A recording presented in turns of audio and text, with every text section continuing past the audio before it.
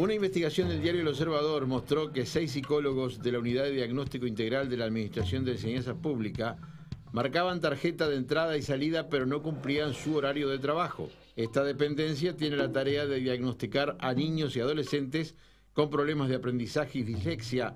Sin embargo, dichos profesionales universitarios en su horario de trabajo se encontraban en mutualistas o en sus clínicas particulares. En 2011 se inició una investigación administrativa, sin embargo, no se constataron irregularidades y los psicólogos no fueron sancionados por la ANEP.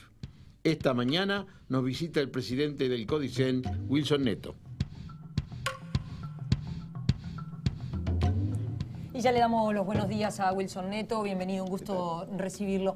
Neto, esta información que apareció publicada ayer en El Observador, pero también anoche en el programa Santo y Seña de Canal 4, una primera reflexión sobre lo que estábamos escuchando, profesionales universitarios que tienen asignada una tarea y no la cumplen. ¿Tienen la obligación de cumplir ese horario de ingreso y de salida de 6 horas?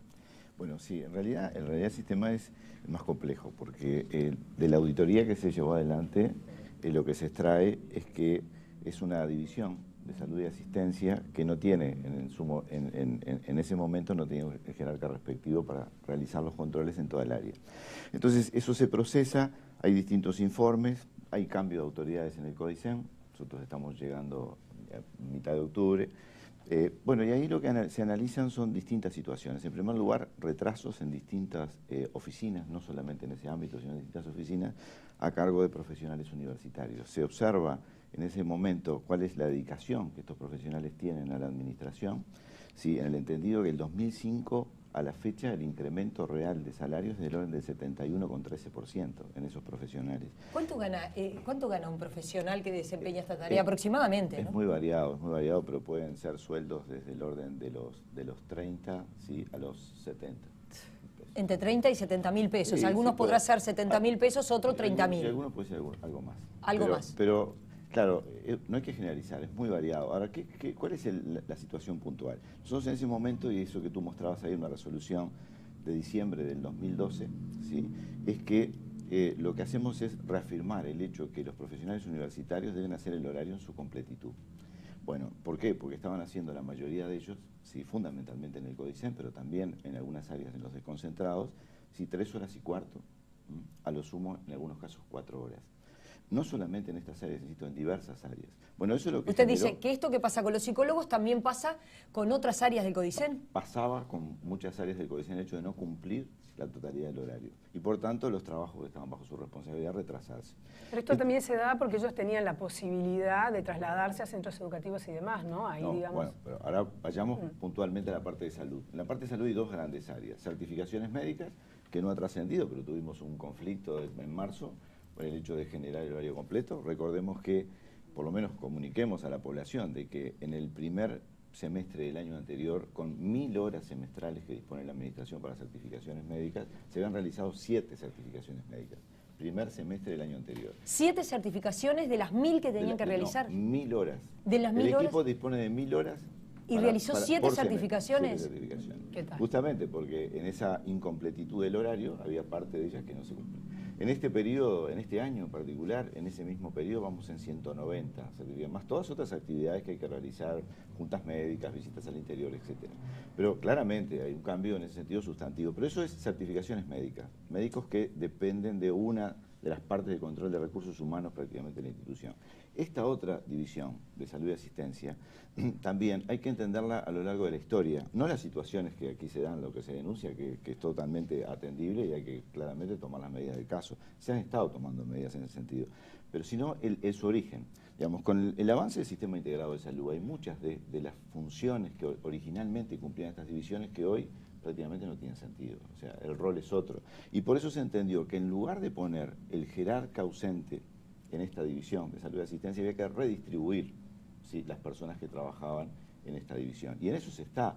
Digo, inclusive, tú hacías mención al programa de ayer, que terminamos ayer tarde la jornada, y el consejero Corvo nos avisa del programa, Y también nos comenta de que había tenido la oportunidad de hacer un hueco en su agenda, recibirlos, darles una entrevista y explicarle todos los pasos que la administración había hecho en este sentido.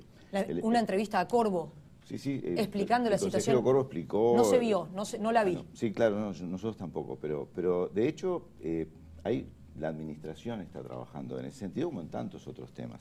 Lo que pasa es que cuando uno ve la investigación, Neto, disculpe, da la impresión que es tan sencillo comprobar, porque cuando uno llama a ese profesional a la mutualista donde trabaja o a otro tipo de trabajo, lo llaman y preguntan por él, y el funcionario que atiende, de forma imprevista obviamente, le dice, sí, está, Este es el horario, está claro. acá y este es su horario.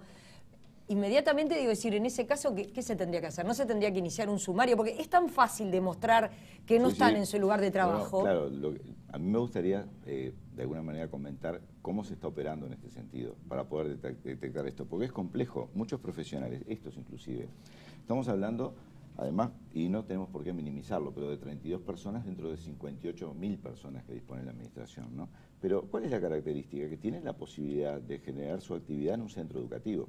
Ellos tienen, no es, todo el horario no está centrado en una oficina, sino que podrían estar desarrollando su actividad en un centro educativo. Entonces, ¿qué se han hecho? ¿Sí? En toda la administración, no solamente en este lugar, se han hecho visitas inspectivas, o sea, inspecciones de recursos humanos. Bueno, ¿cuántos funcionarios están? ¿Dónde están? Los que no están, ¿dónde están?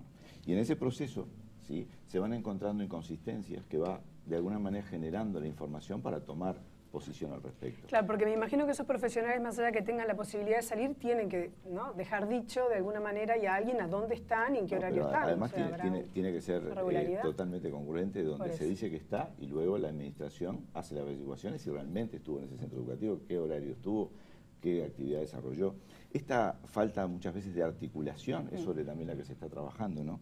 Pensemos que estamos tratando de fortalecer un sistema que es muy amplio y complejo. Sí, una cosa bastante importante de recordarle a la gente, que este servicio es muy importante porque atiende nada menos que los problemas de aprendizaje, cuando hoy estamos hablando que hay muchos problemas de aprendizaje, y entonces se señala que mucha gente testimoniaba, mire, yo estoy esperando hace bastante tiempo, 1 año, 2 años, hasta 3 años, esperando el diagnóstico para mi hijo, para mi hija, y no lo obtenían. Es duro, ¿no? Pero tú has planteado algo que es realmente importante.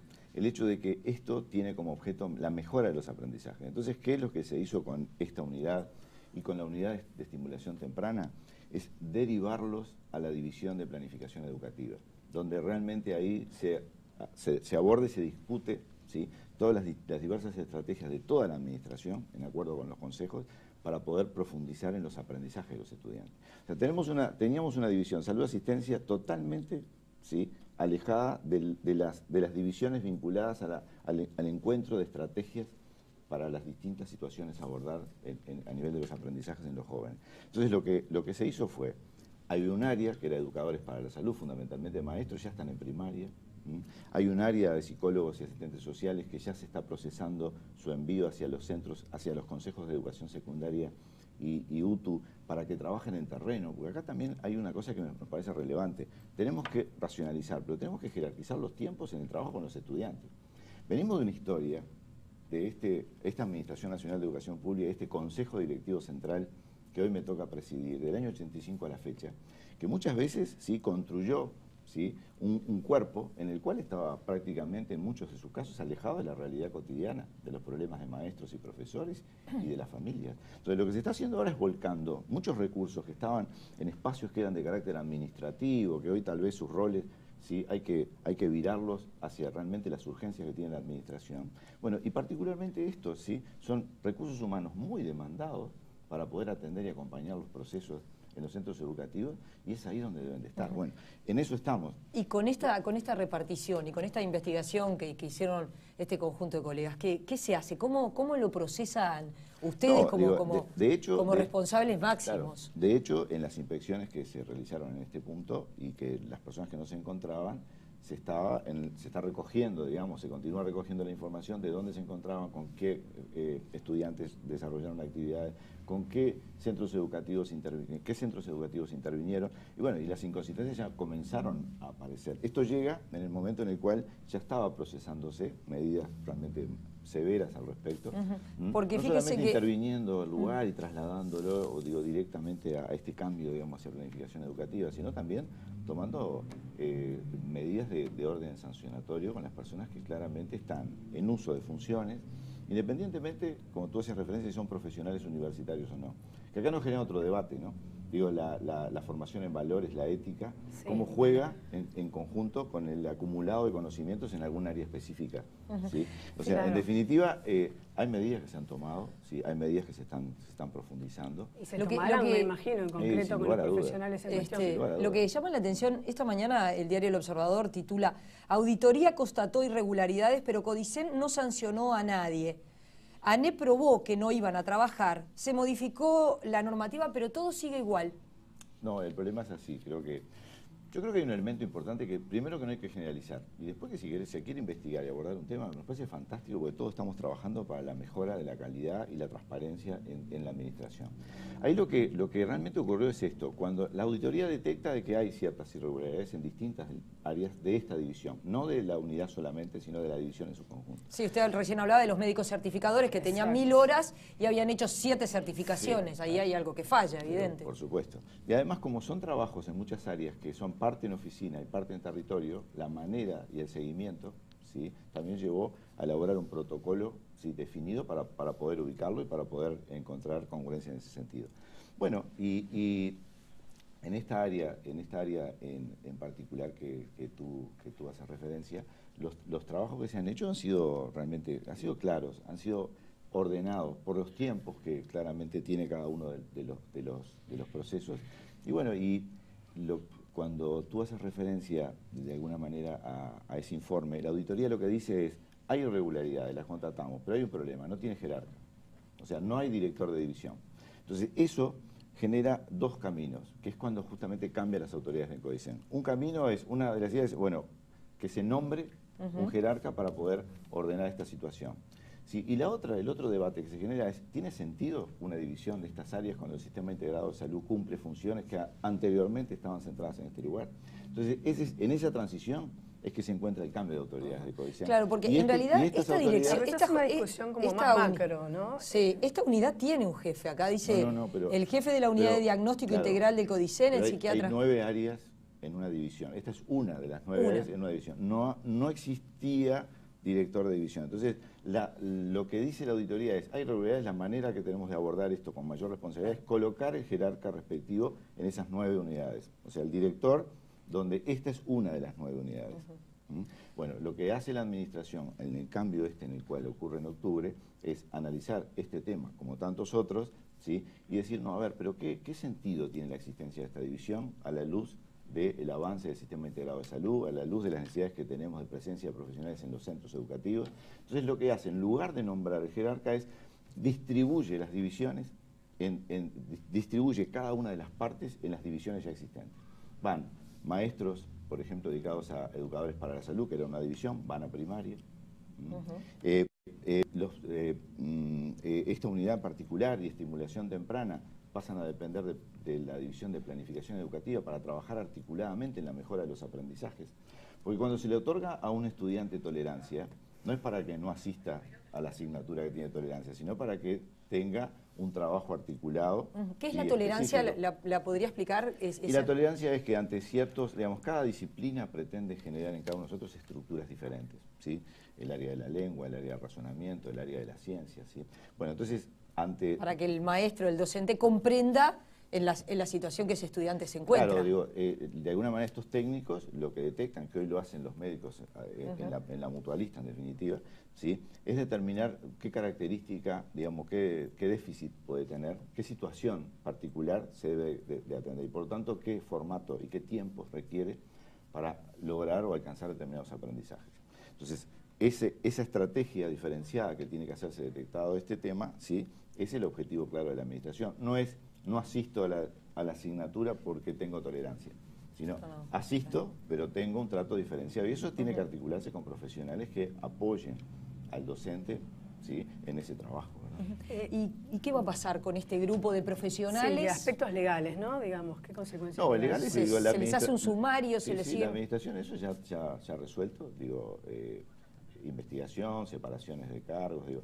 Ahora, el problema está, eso es algo habitual en muchísimas áreas, digo, porque hay personas que se apartan de la normativa en la administración, y más cuando en este caso son 58.000 personas que trabajan, ocurren periódicamente y hay todo un protocolo establecido. Esto en particular, lo que yo creo que tiene, y está bien, digo, no solo la denuncia, sino la atención particular que le tenemos que dar, que es un área que durante un tiempo, al no tener su jerarca, estuvo deambulando, ¿sí?, dentro de la administración. A río revuelto, ganancia de pescadores, se suele decir. Podríamos decirlo, podríamos decir que sí, podríamos decir que sí. Entonces, claro, ahí, insisto, otra vez, ¿qué aflora? Aflora la formación, pero aflora algo, ¿sí?, extremadamente importante en la sociedad que queremos construir, que es la ética, digamos. ¿Qué garantía nos damos a nosotros mismos, de respeto a nosotros mismos cuando Totalmente. nos encontramos con otros y asumimos responsabilidades? En ese sentido, digo, eso queda en otra órbita, distinta a la que tú planteabas, que era la jurídica. La jurídica opera, pero estamos trabajando para vivir en una sociedad donde realmente cada uno se piense en otro lugar y entienda la importancia de su labor en la proyección de vida de los otros. Y no es menor Además que sean profesionales universitarios, No. que van a la Universidad de la República, una universidad que es gratuita para todos, que algunos la pueden aprovechar, que otros no. No, y además en momentos donde hay como una lucha tan encarnizada por salarios que hablan de un porcentaje que es 2-3%, cuando tú decías que hay profesionales que ganan entre 30 y 70.000 pesos, marcan y se van, ¿no? O sea, es como que el momento en el que cae esta noticia también es bomba. Sí, claro, no, y yo creo que es atendible, sí. A ver, yo, si bien tal vez debo disculparme con el periodista que conduce o que lleva adelante el programa, de que de alguna manera cuando demanda que todos los días está pasando una promo vinculada al tema, yo debo disculparme porque mis jornadas son tan extensas que no hago uso de la televisión, digo, hago uso de internet, digo, por supuesto me comunico con muchas, trato de informarme, pero no habitualmente no tengo la posibilidad de diariamente sentarme frente al televisor. Entonces, en ese sentido, me disculpo de no haberme enterado de la situación que él plantea desde ese lugar. Digo, y también me parece importante, una cosa es la sustancia. Digo, acá no hay nada que ocultar, hay elementos que hay que resolver, ¿sí? Pero también de la forma como todos hacemos las cosas, de la forma como todos trabajamos y de la forma y la imagen que construimos, ¿sí?, hacia la sociedad en su conjunto, ¿no? Porque yo en ese sentido, mirando el programa, por ejemplo ayer, se generalizan, se generan suspicacias, se descalifica y muchas veces se desconoce. Cuando uno tiene responsabilidades de este tipo, tiene la agenda muy acotada, tiene muchas actividades que tiene que responder y que implican a miles y miles de personas. No está pendiente de si alguien tiene de alguna manera la inquietud y el interés en ese momento de tener una entrevista puntual o particular. Son cosas que creo que también deben de respetarse, ¿sí?, porque se derivan, se sacan conclusiones, insisto, se descalifica, y creo que esa forma de conducirnos en el Uruguay, sí, por lo menos yo no pretendo promoverla desde el sistema de educación pública. Pero lo que nos queda entonces es que con este grupo de profesionales va a continuar la investigación, van a ser separados de su cargo, ¿entendí bien? Sí, claro, porque ¿qué pasa? No todos los funcionarios estarán en la misma situación. Claro, exactamente. Entonces, por supuesto, algunos serán separados del cargo, serán investigados y se tomarán las medidas que correspondan. Digo, porque aquí no hay, lo que no está la administración es habilitando que esto ocurra. No está habilitando, es más, por eso está enviando inspecciones sorpresivas a distintas oficinas, que también a veces genera ciertas rispideces porque hay una cultura de años de que no te controlen, de prácticamente ausencia de control, ¿sí? Ausencia de control y además también una cultura de, bueno, hace tantos años que yo estoy aquí en este lugar, ¿sí?, que de alguna forma parece que genere ciertos derechos, inclusive hasta no cumplir con mi tarea, ¿no? Elementos que creo que tenemos que revertir. Lo que yo digo en ese lugar, y está abierto también hacia ustedes, es las actas, digamos. Las actas del Consejo son un elemento importante y son públicas. ¿Cómo se ha discutido y debatido este tema? ¿Sí? Porque ahí aparece, ¿sí?, llegamos en octubre, aparece una resolución en diciembre, luego, con todas las problemáticas abordadas en ese momento, luego aparece el 5 de marzo, nuevamente donde yo presento la preocupación por este tema y esta división. Y luego aparece una serie de sesiones en las cuales, por distintos tiempos, estudios, consideraciones, ¿sí?, bueno, se lleva a que se han demorado algunos de los procesos. Parece largo el proceso, parece largo, usted lo describe, ¿no? Parece largo, sí, sin duda. Para mí lo es. Ahora, también es cierto que las decisiones se toman en un colectivo donde cada uno de los componentes del Consejo Directivo Central desea informarse, ampliar información antes de tomar decisión. Y eso uno puede leerlo perfectamente en las actas, saber el grado de involucramiento con el tema y también la visión respecto a cómo debemos abordar estas problemáticas. Wilson Neto, gracias por haber venido, haber dado respuesta tan rápidamente. Gracias por haber estado.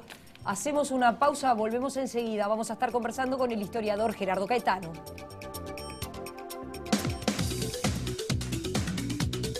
Varios actos habrá hoy por los 40 años del golpe de Estado. Habrá sesión de la Asamblea General.